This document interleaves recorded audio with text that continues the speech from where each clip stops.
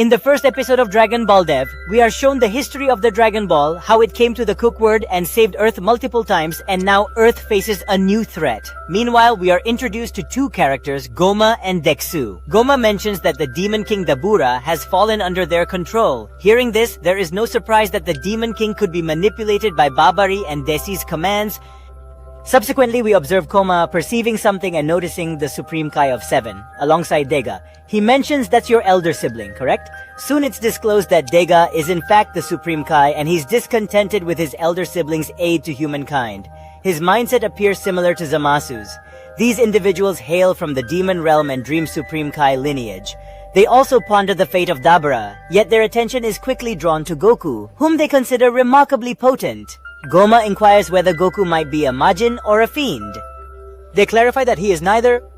It is claimed that it's not true since their ears are not pointed, yet they are skeptical. What is one to do? They are capable of flight and demolishing objects, causing the collapse of vast constructions. Their response mirrored ours. They marveled at each detail, assuming Dabura to be the strongest. Yet the greatest astonishment awaited them upon discovering that the Demon King Dabura ceased to exist. Majin Buu has slain him, leaving them dumbfounded, having never imagined the Demon King's demise.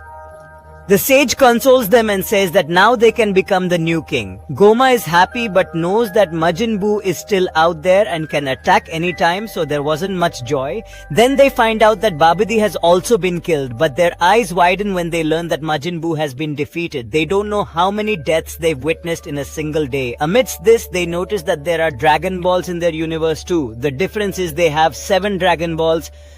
Even though it grants 3 wishes, there are 3 Dragon Balls in the demon universe that are very large, and each Dragon Ball is guarded by a powerful entity, which is why no one can use them. But Goma was still happy because his 2 biggest enemies, Babadi and Majin Buu, were both dead. So there was no one to stand in his way, and then another character appeared, and for a moment I thought it was Towa, but actually it was Diagos' younger sister Aranj. She's also a scientist. She already knew about Dabura's pain, and Goma tells her that Demon King Dabura and his team must have paid her for her research, but I won't do that. Then she manipulates him by saying, "Who will save you then? They will come to conquer your universe and you will need me."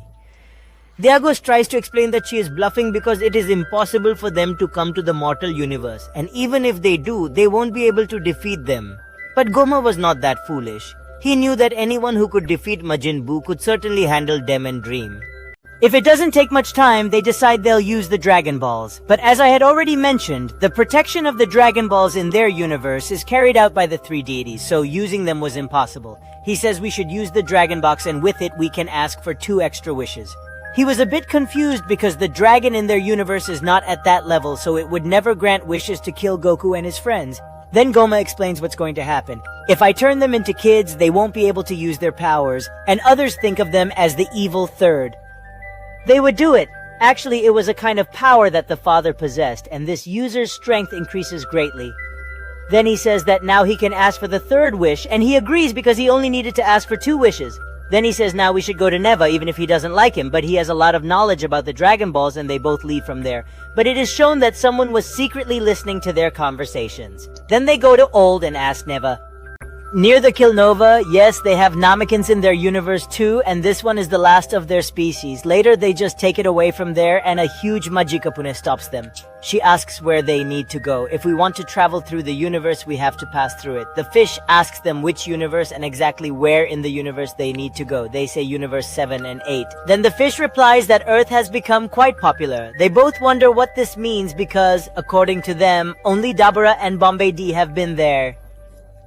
The fish tells them that Dr. Aranj has also visited there, but what was the reason for going in the first place? Because traveling between 2 universes is not normal at all, and then we are shown. Our hero says on Trig's birthday that he can't believe Trig is now 9 years old because looking at Trig's hat, it doesn't seem so. And Trig tells him not to talk about the hat.